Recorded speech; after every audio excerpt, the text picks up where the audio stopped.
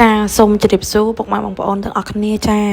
នៅក្នុងថ្ងៃនេះដែរខ្ញុំនឹងធ្វើការបង្ហាញពីប្រភេទរទេះលក់ស៊ុបលក់កាទៀវលក់បាយឆាមីឆាលក់ឆាក្តៅជាប្រភេទសណ្ដោងម៉ូតូដែលមានទំហំខ្នាតតតឹង90បដោយវា2ម៉ែត្រគត់ចាគឺយើងបានរៀបចំរួចអស់ហើយចានេះគឺជាឆ្នាំងស៊ុបលេខ45យើងថែមជូនគាត់មួយក្បាលហ្គាសឆាក្តៅឆាមីហ្នឹងគឺមានចំនួន2ចាខាងក្រោមឆ្នាំងស៊ុបគឺមានក្បាលហ្គាសកាB6មួយទៀតណាចា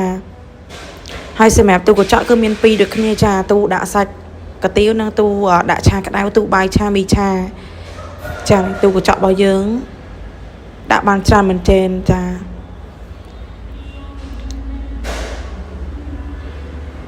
ផ្នែកខាងលើមានតនើដាក់អវ៉ាន់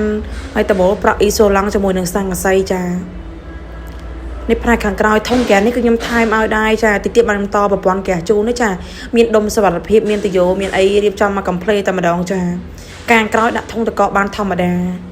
ខាងលើនេះគឺមានបិទរូបភាពឲ្យ3កាច់ខាងលើចារូបភាពគឺច្បាស់ដិតល្អតែម្ដងចា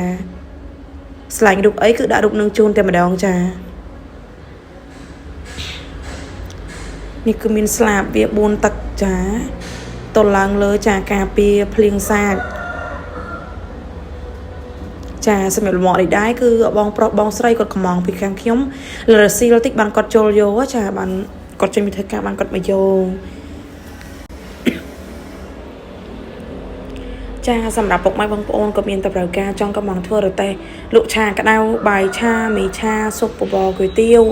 រទេះទឹកអំពៅរទេះលក់កាហ្វេរទេះលក់ភេសជ្ជៈរទេះលក់ទឹកអំពៅរទេះសណ្ដោងម៉ូតូចាប់ជាប់ម៉ូតូចំហៀងអីខាងខ្ញុំមានទទួលធ្វើទាំងអស់ចា